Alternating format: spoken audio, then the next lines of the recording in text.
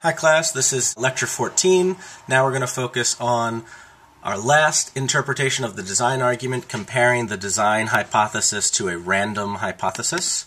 This is based on chapter 4.6 of our textbook, pages 382 to 388. If you have the third edition of the textbook, it's just that final section on the design argument.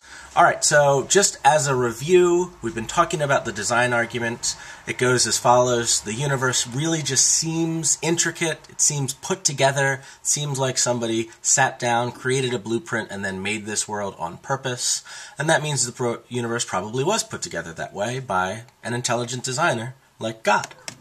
So far, we have looked at two versions of the design argument, Paley's argument by analogy and an inductive version, and we have looked at Hume's criticisms of both versions of this design argument.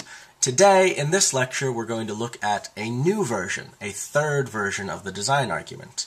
And like I really like to do, we're going to look at an inference to the best explanation.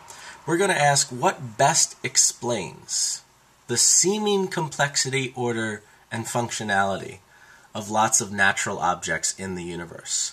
Why is it that things like eyes are in the universe? Why is it that things like aardvarks, things like ecosystems, things like molecular bonds are in the universe? All these things seem to be complex, order, and functional. How can we explain this? Well, it seems like we've got two explanations available to us. We can explain it that it just came about randomly, or we can say it's the result of intelligent design. The random hypothesis is comparable to saying that it's just a roll of the dice. Everything we see in the universe just came about accidentally, somehow, via coincidental and random processes. The design argument, on the other hand, is much closer to a blueprint hypothesis. Someone sat down, thought about this, designed a plan for how to create it, and then created this world intentionally to make it look just this way. Well, the design argument says that when you're comparing these two hypotheses, the design hypothesis is just a much more likely explanation than the random hypothesis. Design just looks better. Take a look at the random hypothesis. That asks us to buy that a string of coincidences happened to form everything we see around us. That just seems incredibly unlikely.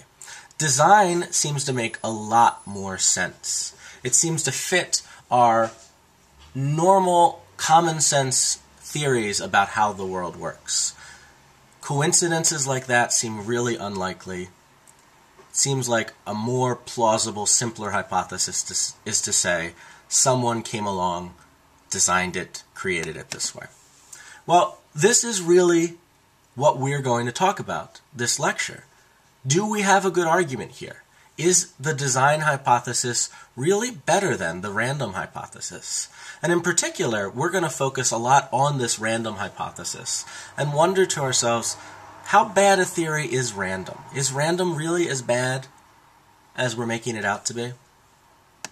Well, a common response to this version of the design argument is to try to make the random hypothesis look a lot better than it first seems. First seems really implausible and unlikely, but let's give random a chance. Here's our rallying cry for today's lecture.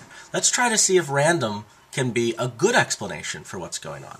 It seems like we can give some pretty good explanations for the natural complexity, order, and functionality of stuff in our world. We can give explanations of that by appealing to purely random processes. Okay, so here are three possible reasons to think that randomness can explain a lot of the natural complexity, order, and functionality that arises in our universe. One is to just appeal to natural selection. Evolution seems to explain a lot of the complexity in living organisms. So let's look at natural selection first. This is a very widespread accepted theory. Scientists seem to suggest that natural selection explains almost all of the complexity, order, and functionality of living organisms here on planet Earth. And here's how, at bottom, this is a random process. It starts with the idea that we have these random genetic mutations, that sometimes an specific individual organism is born because of random genetic mutations with vastly different traits. Some just absolutely weird, randomly generated trait. Some of these mutations wind up being beneficial for survival. Of course, most of them wind up being not beneficial at all. Most of them wind up hindering survival, because if you're just randomly creating these mutations, the vast majority randomly created are going to be awful. But just by luck and coincidence alone, some of those mutations wind up being helpful.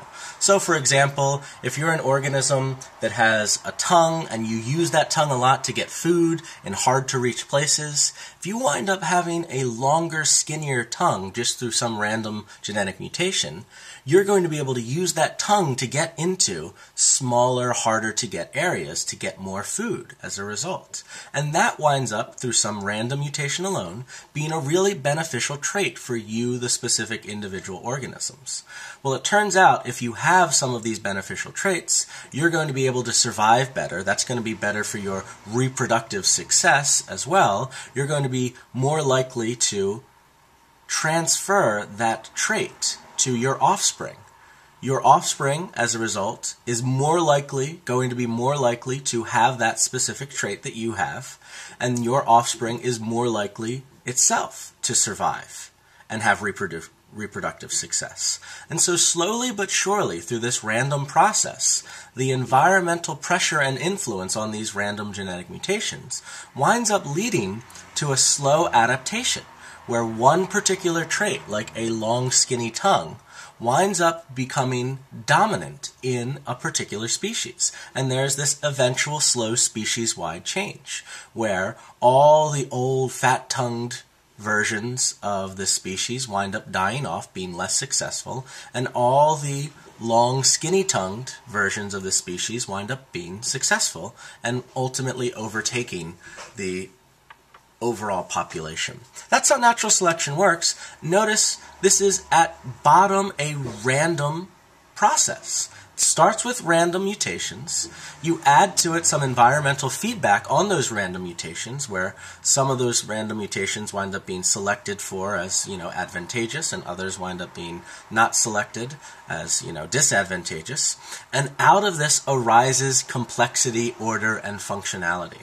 This seems to provide a complete explanation of the complexity of living organisms without any appeal to design whatsoever.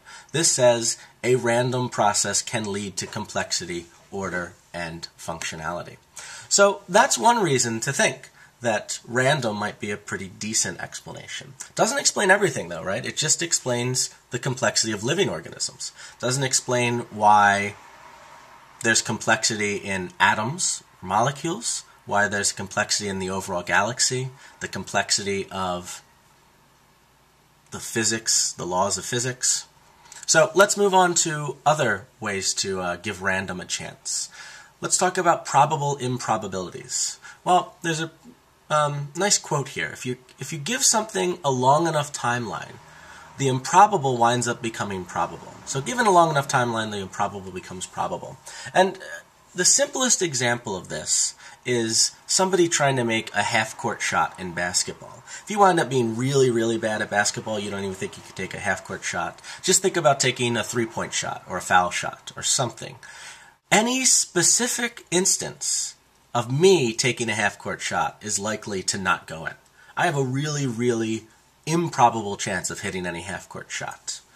But if you allow me to sit there day in and day out taking half-court shots, eventually, just randomly, by random chance alone, one of them is going to go in. I'm just going to get lucky once. So this suggests that there's this underlying confusion going on between what we think of as improbable versus what we think of as probable. Any single chance for something is going to be improbable. But if you interpret things over an entire sequence, it's much more likely to be probable. Another example of this: how likely do you think it is for you to get 10 heads in a row if you're just doing a coin flip and it's a fair coin? Well, it doesn't seem likely at all that you'll get 10 heads in a row. But when I ask that question, it seems like most of us think that, oh, what you mean is how likely is it that I'm going to get 10 heads in a row if I just sit and flip my coin 10 times?